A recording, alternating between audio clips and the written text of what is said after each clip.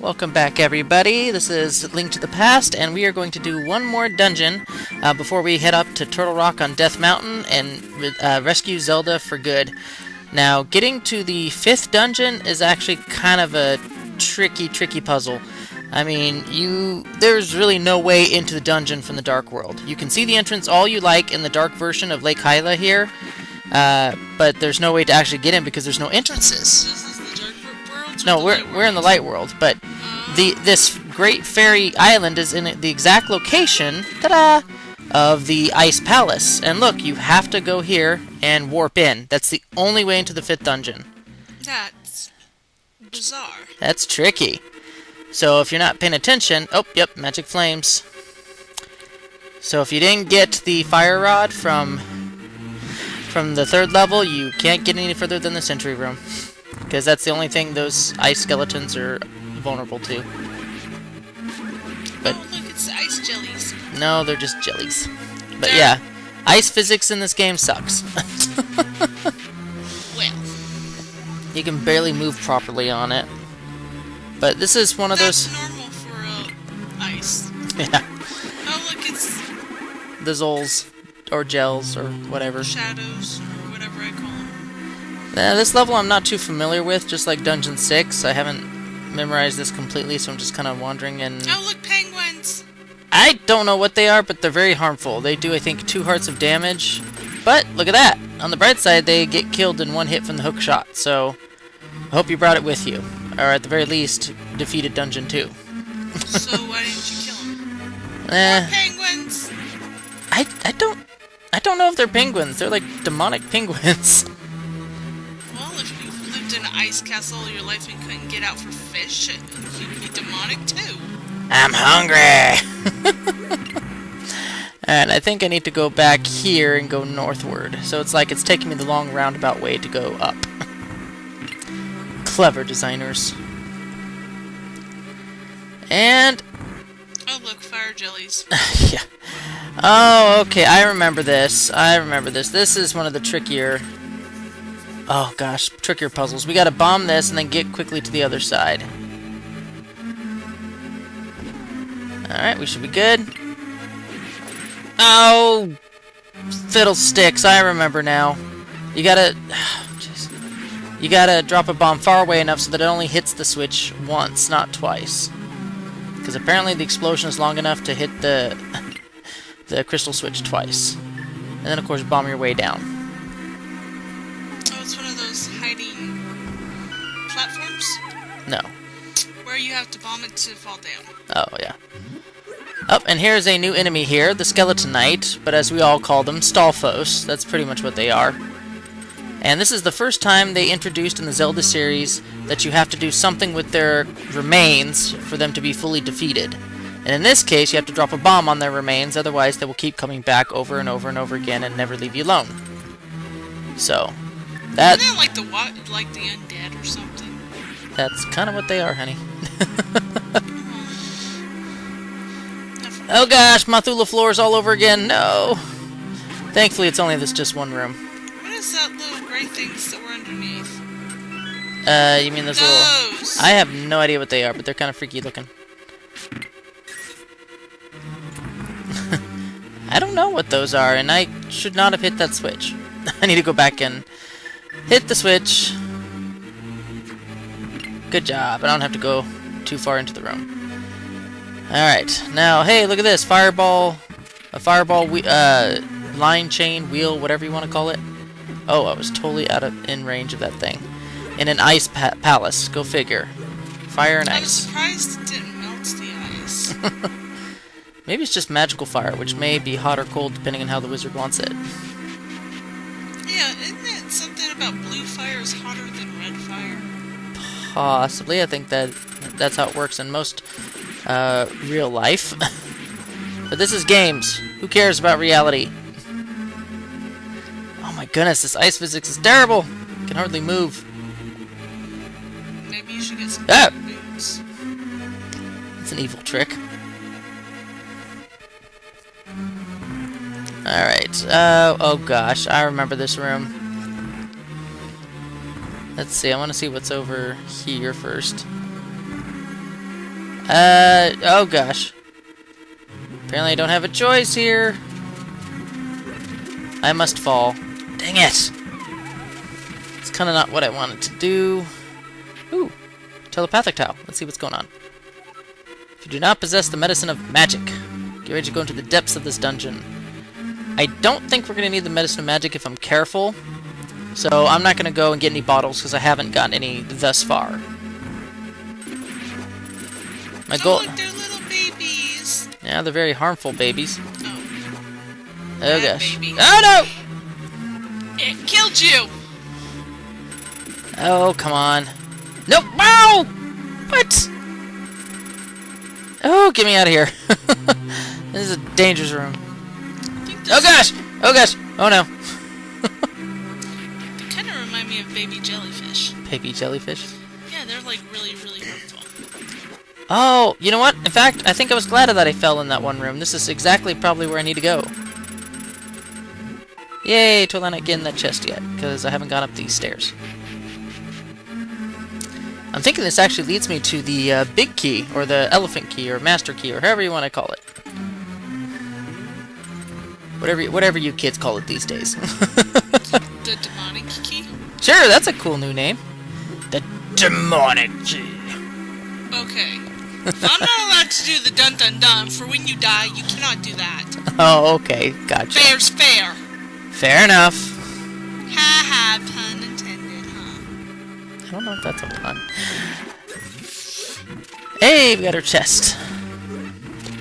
And this dungeon is kind of floored me when I first played this game, because I looked at the map and oh my gosh, look how many floors it is! But if you take a look at the actual floor, it's really, really small. So it may have a lot of floors, but it's about the same, I guess you could say, overall volume space as any other dungeon you've encountered in this game. It's just spread out over more floors. And I was right, this is the big key. Yay! So my unintentional drop actually led me to exactly where it needed to be. So You still need more hearts. I'm only three down. That's not too bad. Well, I'm one of those weird people. You have to be at full health. Got it. At all times. At all times. That's why I drink a lot of caffeine. There you go. Now this is why I didn't want to do the chest, because then I have no way of getting back, because the skull's gone. So I can't hookshot onto it. But now I can, so I guess I am going to go straight across and down the stairs like I wanted to. Back up. Oh, what? What? You got hit. I thought I was safe right there. No. Apparently not. Okay, this is what I hate about this. It's like I'm trying to... Oh gosh, get me in, get me in, get me in, get me in. Stupid ice, come on. Oh, thank you. They should have had... Didn't they have, like, ice boots or something? No, that's in a later game. But if you bomb one of those cracks on the left side, you'll end up on in the proper spot for the big chest of the dungeon. But we are totally ignoring the big chest and falling down this hole. You're so wrong. As you can see, we're totally going to skip it. What's in that big chest? The blue mail, which halves the damage we take from enemies. And as you know, that's not part of our minimalist run. We're not going to do it. Oh, and see those blocks right there that I just passed around that hole?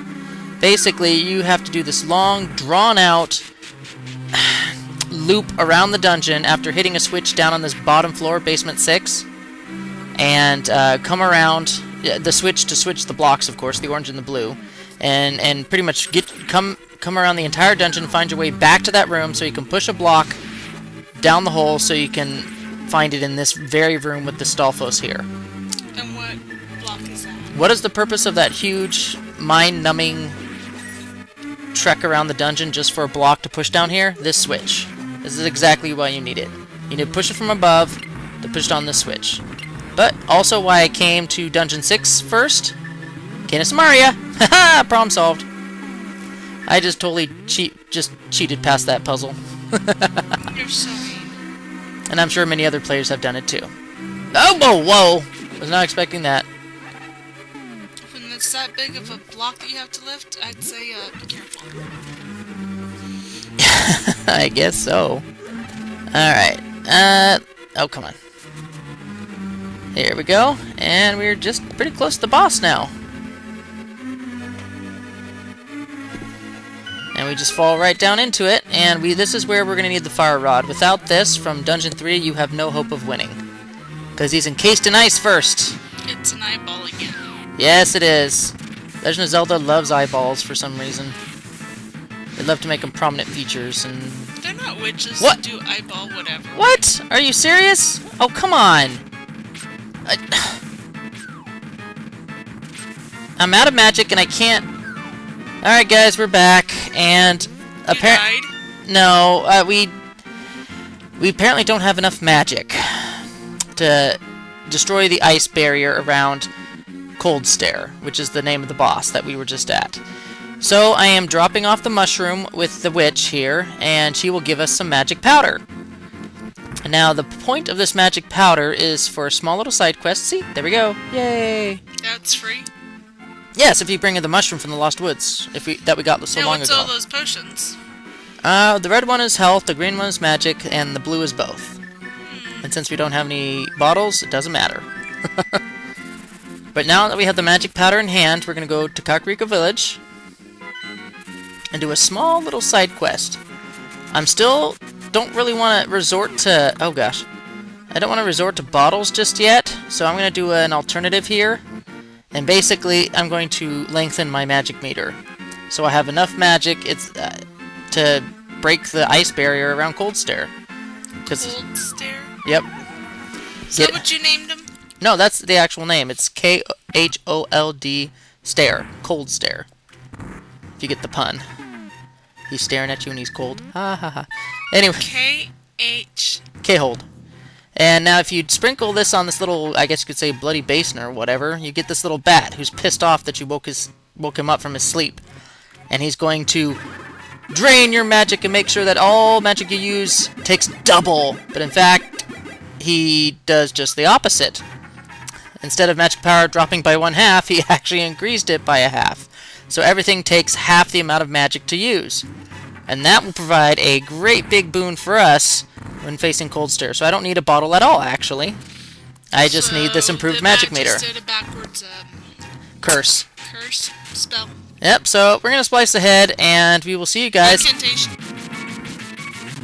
This is... Oh! Whoa! Dun dun dun! Stop it! You said you wouldn't do that again! I'm sorry.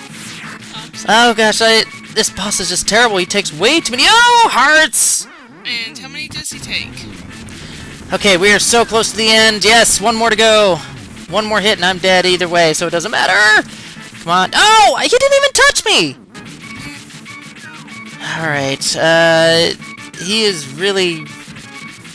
It's like you have to anticipate where they're gonna move and don't go there. Oh, what?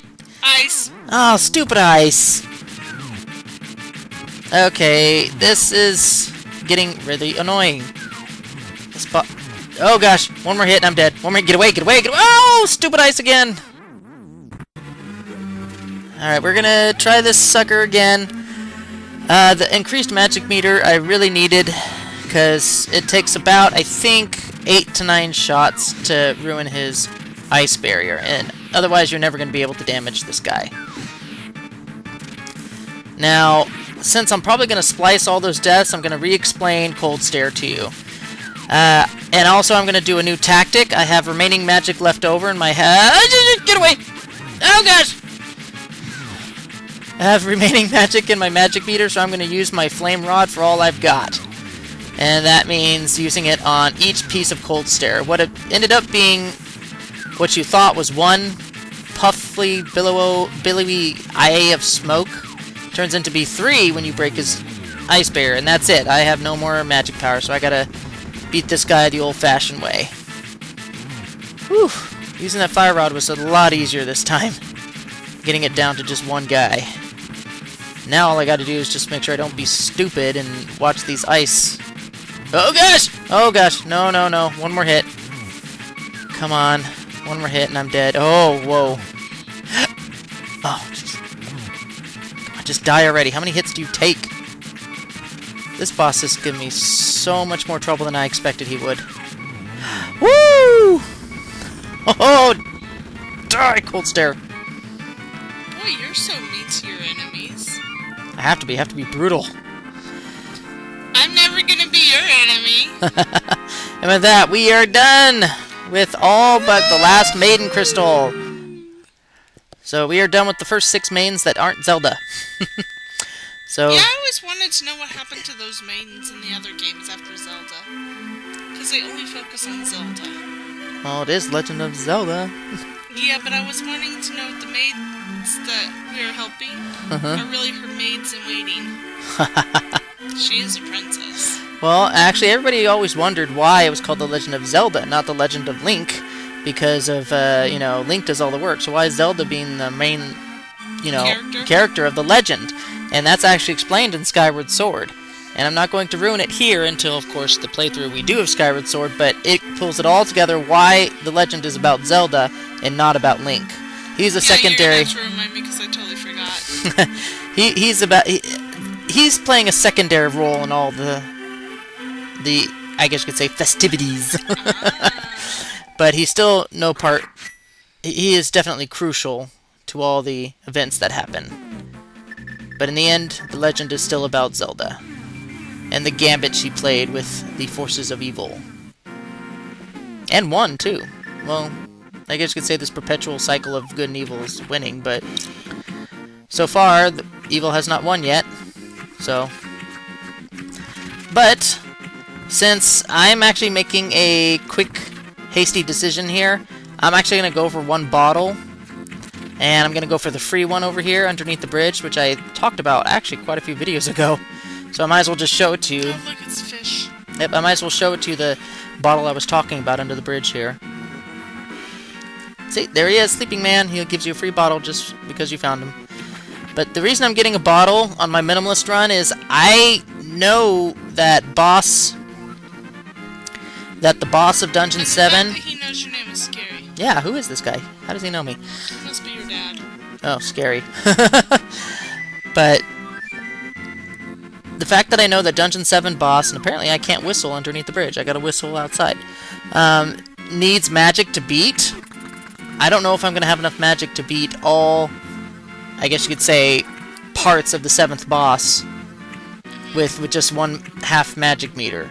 So basically, I'm getting a potion of magic in 1 bottle as insurance. And that's the only reason I'm going to use it. I'm not going to use it for anything else but insurance. Like, if I get to the boss, I'm low in magic powder and magic power, and I have nothing left to beat him with, then I'm going to use it then, because otherwise it's just a wasted life, and it'll annoy me. So, Trust me, people, this always annoys him. what? If he has a wasted life. If you have a wasted life, you get annoyed in every single game, so... I hate making stupid mistakes. As my wife will attest, I hate making stupid mistakes. I get angry sometimes. What do you mean sometimes? You get angry every single time you waste a life, and you're like, man, I should have done this. Because I know I could have done better! Anyway, we're running up on our time here, so we're going to stop it at this next screen, and we'll show you a little glimpse of what's ahead. We're gonna... Oh, diamonds in the rough. Oh yeah, we're going to get across this bridge in the next video, so see you later!